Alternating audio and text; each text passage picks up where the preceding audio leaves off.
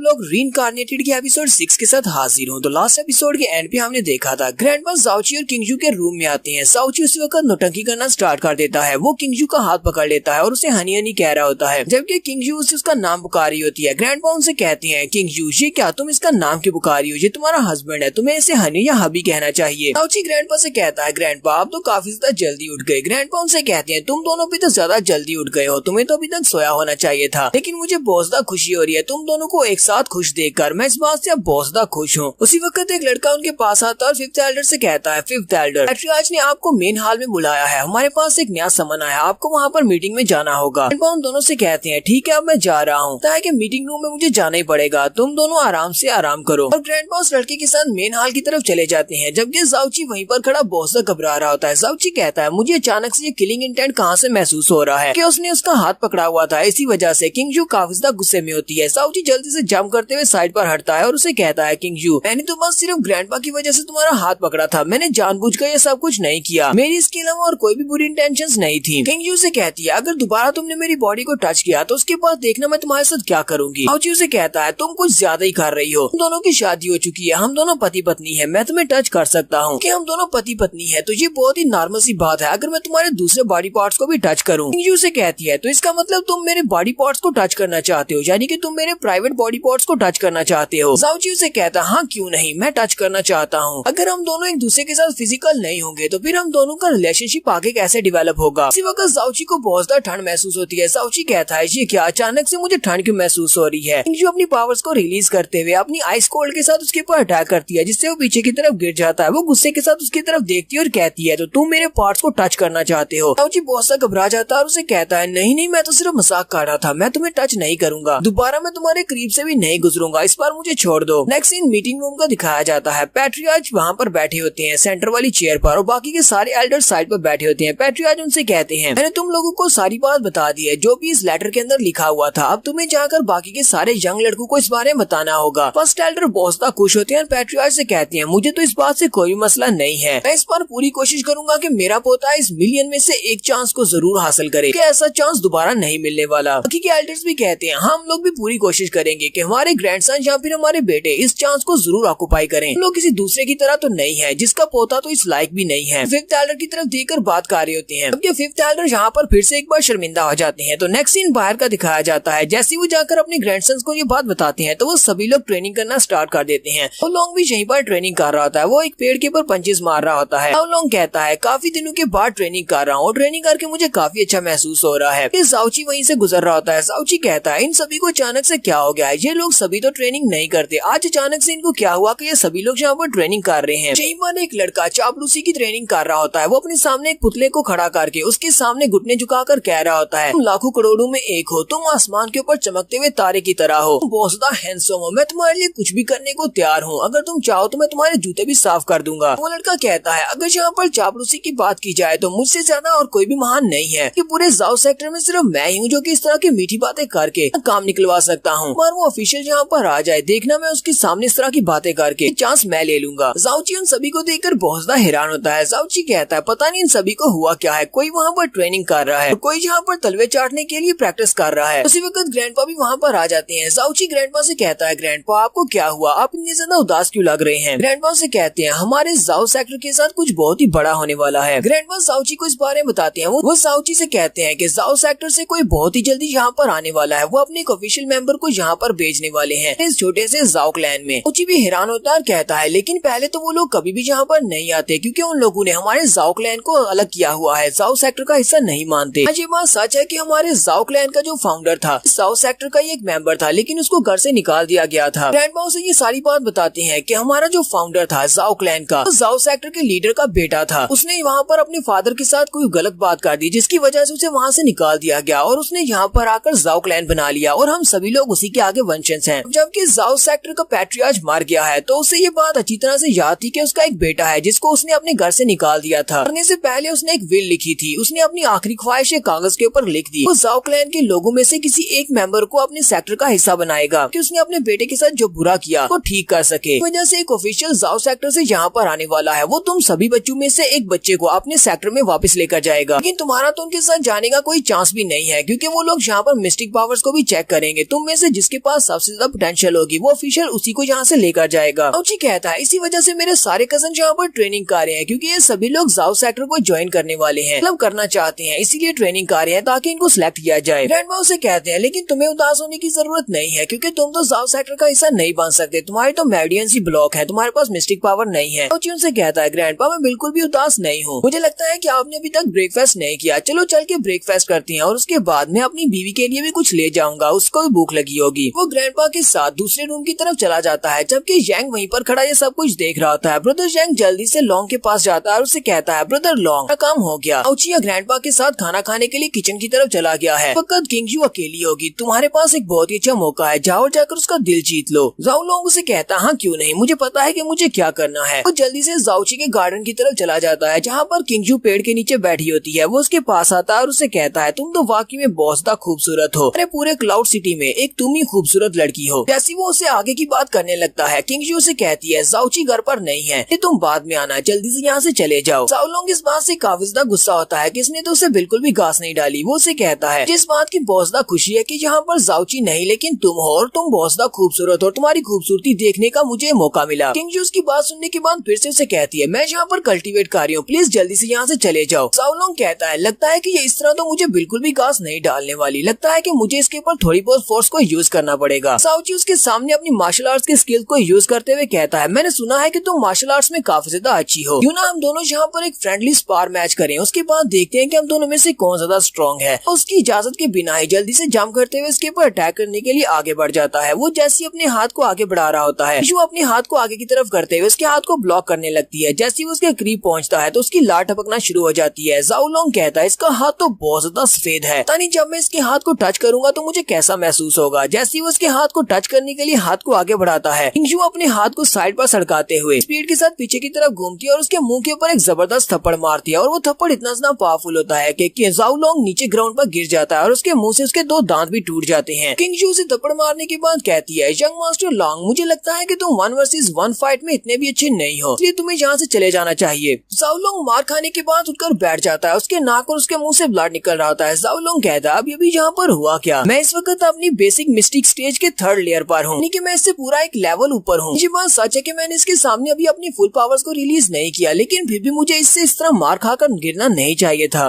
ऐसा तो नहीं है कि इस लड़की ने अपनी पावर्स को सुप्रेस किया हुआ है, इसने अपनी पावर्स को छुपाया हुआ है। जाओ लोंग उसकी कल्टीवेशन की तरफ देखता और कहता है ये तो अपनी एलिमेंट्री मिस्टिक लेयर के 10th लेवल पर है, लेकिन ऐसा कैसे हो सकता है, हमारे क्लाउड सिटी में इतना हाई लेवल वाला बंदा कोई भी नहीं है। किंगजू से कहती है यंग मास्टर लॉन्ग तुम जा क्यों नहीं रहे, क्या तुम्हें और ज्यादा मार खानी है। जाओ लोंग उसे कहता है ये तो सिर्फ एक छोटा सा टेस्ट था, मैंने थोड़ी देर पहले अपनी फुल पावर्स को यूज नहीं किया, लेकिन अब मैं अपनी फुल पावर को यूज करने वाला हूँ। साथ ही वो अपनी पावर्स को रिलीज करता है और उसे कहता है अब तुम्हें बहुत ज्यादा केयरफुल रहना पड़ेगा। वो उसके ऊपर अटैक करने के लिए आगे बढ़ जाता है। जैसे वो उसके करीब पहुंचता है हमारी किंगजू फिर से अपने हाथ को आगे बढ़ाती है और उसके मुंह पर एक और थप्पड़ मारती है, जिससे वो उड़ता हुआ फिर से पीछे जाकर गिरता है और उसके मुंह से काफी सारा ब्लड निकल रहा होता है। उसे कहती है यंग मास्टर मुझे नहीं लगता कि तुम मुझसे फाइट कर सकते हो, इसलिए प्लीज यहाँ से चले जाओ। मार खाने के बाद अब बेचारे जाओ लोंग का चेहरा सूज जाता है। जाओ लोंग कहता है ये लड़की पक्का यहाँ पर अपनी पावर्स को कंसील कर रही है, ये बहुत ज्यादा स्ट्रॉन्ग है। तो यहीं पर हमारे जाओची को भी दिखाते हैं। जाओची अपनी वाइफ के लिए खाना लेकर आ रहा होता है। जाओची कहता है पता नहीं मेरी प्यारी वाइफ को बंस पसंद आएंगे या नहीं, लेकिन मेरी आंटी को तो ये बहुत ज्यादा पसंद है, वो तो बड़े शौक से इनको खाती है। वक्त उसकी नजर जाओ लोंग पर पड़ती है जो कि अपने चेहरे को छुपाता हुआ वहाँ से जा रहा होता है। जाओची उसे कहता है बिग ब्रदर लॉन्ग तुम कहाँ पर जा रहे हो और तुम्हारे चेहरे को क्या हुआ, अभी काली तो तुम बिल्कुल ठीक थे, तुम्हारे साथ ये सब कुछ किसने किया है, तुम्हारे चेहरे की ये हालत कैसी हो गई। क्योंकि जाओ लोंग अपना चेहरा उसे छुपा रहा होता है। जाओची कहता है तुम्हारे चेहरे के ऊपर तो चोटें लगी हुई है, वो गिरने की वजह से तो बिल्कुल भी नहीं लगती, तुम्हें किसी ने पीटा है, मुझे ये बताओ तुम्हें किसने मारा है, इसने भी किया है, ये बहुत ही बुरा किया है। जबकि जाओ लोंग उसे कहता है नहीं नहीं ये तो कुछ भी नहीं है, ना पाँव फिसल गया था जिसकी वजह से मैं मुंह के बल नीचे गिरा था और मेरे चेहरे के ऊपर ये सारी चोटें लग गई। जीजुन उसे कहता है क्या वाकई में,